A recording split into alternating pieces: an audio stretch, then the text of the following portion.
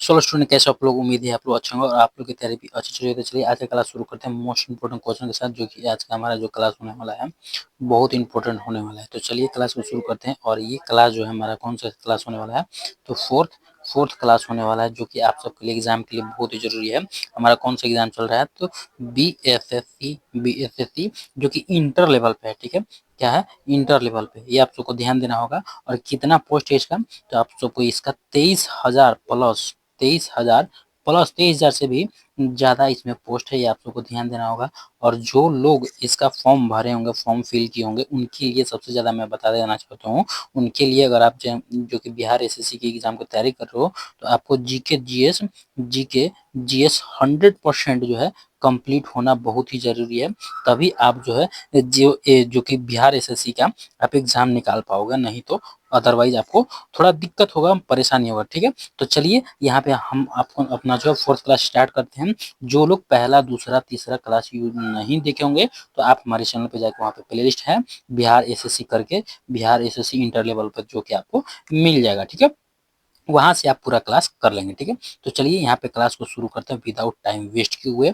और यहाँ पे हमारा जो क्लास स्टार्ट होता है, मोस्ट इंपोर्टेंट क्वेश्चन होता है। ठीक है, और जो लोग यहाँ पे हमारे क्लास के साथ जुड़ रहे हैं, उनसे मैं बता देना चाहता हूँ, अगर आप हमारे चैनल पे पहली बार आए होंगे, तो पहले तो चैनल को सब्सक्राइब कर लीजिएगा, क्लास को लाइक कर लीजिएगा और शेयर कर दीजिएगा अपने सारे ग्रुप में, ताकि और भी स्टूडेंट यहाँ पे जुड़ सके। जितने ज्यादा लोग जुड़ेंगे, उतना ही हमें जो है क्लास करने में भी अच्छा रहेगा। ठीक है, तो चलिए फर्स्ट क्वेश्चन यहाँ पे शुरू करते हैं। फर्स्ट क्वेश्चन में यहाँ पे हमारा आता है, रेशम कीट की किस अवस्था से रेशम प्राप्त किया जाता है। रेशम कीट को किस अवस्था में रेशम प्राप्त किया जाता है, ये पूछा गया है। तो यहाँ पे हमारा आंसर क्या हो जाएगा, आंसर हो जाएगा कि लार्वा में। ठीक है, जब रेशम कीट जो कि रेशम प्राप्त कब किया जाता है, रेशम कीट के लार्वा से, ये आप सबको ध्यान रखना होगा। ठीक है, नेक्स्ट अब यहाँ पे आते हैं दूसरे नंबर क्वेश्चन में। दूसरे नंबर क्वेश्चन में यहाँ पे पूछा गया है, प्राकृतिक मोती क्या है। प्राकृतिक मोती क्या है, ये पूछा गया है। तो यहाँ पे सब मोस्ट इंपोर्टेंट क्वेश्चन होता है, ये आप सबको ध्यान रखना होगा, मोस्ट इंपोर्टेंट क्वेश्चन रहता है। ठीक है, तो यहाँ पे हमारा राइट आंसर क्या हो जाता है कि प्राकृतिक मोती क्या है, तो राइट आंसर हो जाता है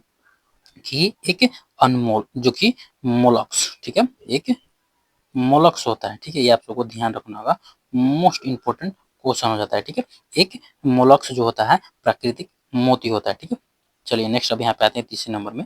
तीसरे नंबर में पूछा गया कि प्रकाश का वेग किलोमीटर में, ठीक है, किमी जो कि सेकंड कितना है, किलोमीटर वेग कितना है, ये पूछा गया। प्रकाश का वेग किलोमीटर में कितना है, ये पूछा गया है। तो यहाँ पे हमारा राइट आंसर क्या हो जाएगा कि प्रकाश का वेग किलोमीटर में कितना है, तो यहाँ पे हमारा हो जाएगा 3 × 10। ठीक है, ये आप सबको ध्यान रखना होगा। ठीक है, चलिए अब यहाँ पे आते हैं फोर्थ नंबर क्वेश्चन में। फोर्थ नंबर क्वेश्चन में हमसे पूछा गया है, एक इलेक्ट्रॉन का द्रव्यमान जो कि AMU में कितना होता है। ठीक है, तो यहाँ पे एक इलेक्ट्रॉन का द्रव्यमान पूछा गया कि कितना होता है, ये पूछा गया है। तो यहाँ पे हमारा राइट आंसर क्या हो जाएगा कि एक इलेक्ट्रॉन का द्रव्यमान कितना होता है।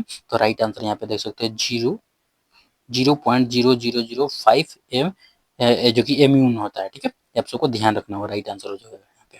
ठीक है, किसका, एक इलेक्ट्रॉन का द्रव्यमान होता है। ठीक है, अब यहाँ पे आते हैं पांचवें नंबर। पांचवें नंबर में पूछा गया एक अवश्य अवश्य शक्ति लगभग कितना के बराबर होता है। एक अवश्य, ठीक है, एक अश्व शक्ति कितना के बराबर होता है, ये पूछा गया है। तो यहाँ पे हमारा राइट आंसर क्या हो जाएगा, राइट आंसर यहाँ पे हो जाएगा कि 746 वाट के बराबर होता है। ठीक है, राइट आंसर क्या हो जाएगा, राइट आंसर यहाँ पे हमारा हो जाएगा 746 वाट होता है। ठीक है, तो अब यहाँ पे आते हैं छठे नंबर क्वेश्चन में। छठे नंबर क्वेश्चन में हमसे पूछा गया कि किसे ऊर्जा, ठीक है, किसे ऊर्जा के पारिवारिक पारिवारिक मात्रक के रूप में प्रयोग किया जाता है। किसे जो है ऊर्जा के पारिवारिक मात्रक के रूप में प्रयोग किया जाता है, ये पूछा गया है। तो यहाँ पे हमारा राइट आंसर क्या हो जाएगा कि किलोवाट। ठीक है, किलोवाट घंटा को जो कि पारिवारिक ऊर्जा के रूप में मात्रक के रूप में प्रयोग किया जाता है, ये आप सबको ध्यान रखना होगा, मोस्ट इंपोर्टेंट क्वेश्चन है।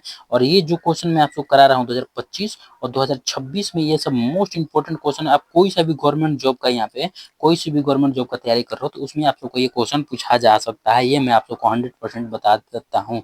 ठीक है, और अगर आप कोई सा भी एग्जाम की तैयारी कर रहे हो, उसके लिए आप यहाँ पे जीके जीएस बेस्ट मान सकते हो, ये मैं आप सबको 100% बता देता हूँ। ठीक है, अब यहाँ पे हम आते हैं सातवें नंबर क्वेश्चन में। सातवें नंबर क्वेश्चन में हमसे पूछा गया है कि ऊर्जा का बीमा, ठीक है, ऊर्जा की बीमा कितना है। ठीक है, ऊर्जा का बीमा कितना है, ये पूछा गया है। तो यहाँ पे हमारा राइट आंसर क्या हो जाएगा, ऊर्जा का बीमा जो होता है ML ML.2 T-2, ठीक है। ये आप सबको ध्यान रखना होगा कि इसका ऊर्जा के विमान होता है, ठीक है, डेंसिटी, ठीक है। अब यहाँ पे आते हैं और यहाँ पे आते हैं 8वें नंबर में। 8वें नंबर में हमसे पूछा गया है कि हाइड्रो, ठीक है, हाइड्रो इलेक्ट्रॉन जो कि इलेक्ट्रिक, ठीक है, हाइड्रो इलेक्ट्रिक पावर हाउसों में विद्युत ऊर्जा में परिवर्तित क्या किया जाता है, ये पूछा गया है कि हाइड्रो इलेक्ट्रिक पावर हाउस में विद्युत ऊर्जा में परिवर्तित करने के लिए क्या किया जाता है, ये पूछा गया है। तो यहाँ पे हमारा राइट आंसर क्या हो जाएगा, राइट आंसर क्या होता है कि जल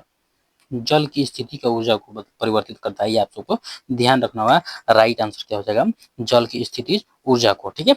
चलिए परिवर्तित करता है। अब यहाँ पे हम आते हैं 9वें नंबर में। 9वें नंबर क्वेश्चन में हमसे पूछा गया है कि कौन कौन सर्वाधिक रेडियोग्राफी जो कि कौन सर्वाधिक रेडियो एक्टिव है, ये पूछा गया है। तो यहाँ पे हमारा राइट आंसर क्या हो जाएगा, सर्वाधिक रेडियो एक्टिव है तो यहाँ पे हो जाएगा रेडियम, ठीक है। रेडियम रेडियो एक्टिव जो सबसे ज्यादा इसी में होती है, रेडियम में, ठीक है।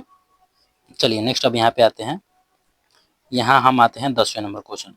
10वें नंबर क्वेश्चन में हमसे पूछा है क्या, किसने खोजा कि मलेरिया रोग मच्छर द्वारा संचालित होता है, किसने खोजा था, ठीक है, कि मलेरिया रोग जो है मच्छर द्वारा संचालित होता है, किसने कहा था, ये पूछा गया। तो यहाँ पे हमारा राइट आंसर क्या हो जाएगा, राइट आंसर यहाँ पे हो जाएगा कि रोनाल्ड रोस ने यही पता किया था कि मलेरिया रोग जो है मच्छर के काटने से होता है, ये आप सबको ध्यान रखना होगा। मोस्ट इंपोर्टेंट क्वेश्चन है, कई बार ये क्वेश्चन पूछा जा चुका है, इसलिए मैं आपको इसको स्टार लगा के नोट कराया था। और आपको इसको नोट करना है तो नोट कर लीजिए, अदरवाइज आपको याद करना है तो याद कर लेंगे, ठीक है।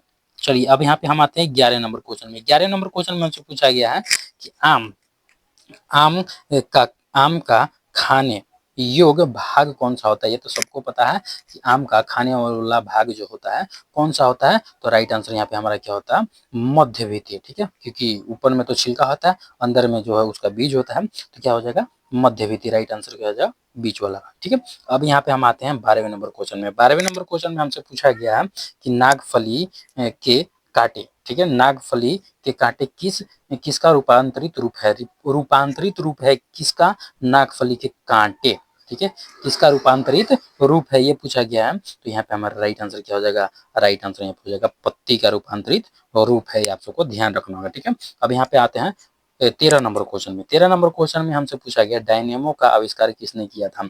मोस्ट इंपोर्टेंट क्वेश्चन है, 2025, 26 या 27 या फिर आप जितना भी ले लें, उन सब में पूछे जाने वाला ये क्वेश्चन है कि डायनेमो का आविष्कार किसने किया था। तो यहाँ पे हमारा राइट आंसर क्या हो जाएगा, कि राइट आंसर यहाँ पे फैराडे ने, किसने किया था, कि फैराडे ने। डायनेमो का आविष्कार किसने किया था, फैराडे ने, ठीक है। चलिए अब यहाँ पे आते हैं 14 नंबर क्वेश्चन में। 14 नंबर क्वेश्चन में हमसे पूछा गया है अपने उद्गम स्थान में गंगा नदी किस नाम से जाना जाता है, ये पूछा गया है।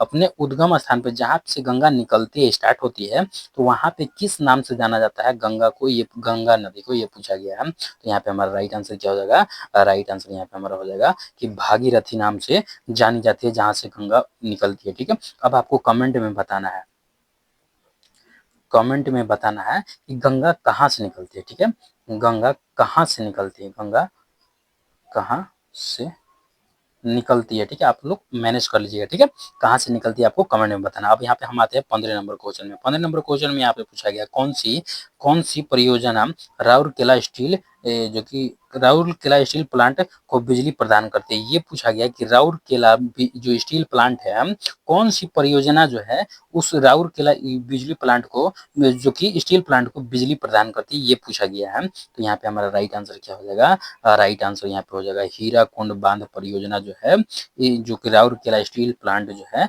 उसको बिजली प्रदान करता है, हीराकुंड बांध परियोजना, ये आप सबको ध्यान रखना होगा। मोस्ट इंपोर्टेंट क्वेश्चन है। और चलिए मैंने आप सबके लिए यहाँ पे 15 क्वेश्चन जो कि मोस्ट इंपोर्टेंट क्वेश्चन रहता है आप सबके लिए जीके जीएस का, ठीक है। और ये आप सबको ऑल एग्जाम, मैं पहले ही बता रहा हूँ, ऑल एग्जाम के लिए जीके जीएस का क्लास है, ये आप सबको ध्यान रखना होगा। अगर आप यहाँ से जीके जीएस का क्लास कंप्लीट कर लेते हैं तो मैं आप सबको 100% बताता हूं कि आप जो है, आप कोई सा भी गवर्नमेंट जॉब हो उसका जीके जीएस का एक भी क्वेश्चन आप नहीं छोड़ के आएंगे, ये मैं आप सबको 100% दावा करता हूं, ठीक है। तो चलिए आज का क्लास हमारा यहीं तक रहता है। जो लोग जो लोग अभी तक हमारे चैनल को सब्सक्राइब नहीं किए होंगे तो सब्सक्राइब कर लीजिएगा, क्लास को लाइक नहीं किए होंगे तो लाइक कर लीजिएगा और शेयर कर दीजिएगा अपने सारे ग्रुप में, ताकि और भी स्टूडेंट यहाँ पे जुड़ सके। और जो क्वेश्चन मैं आप सबको कमेंट में करने के लिए बोलता हूँ तो आप लोग उसको जवाब कमेंट में दिया करें, ठीक है, ताकि ऐसे जो है एक दो क्वेश्चन का आप भी जवाब देते रहेंगे, ठीक है। चलिए मिलते हैं नेक्स्ट क्लास में, तब तक यहाँ से मुस्कुराते रहें। जय हिंद, जय भारत।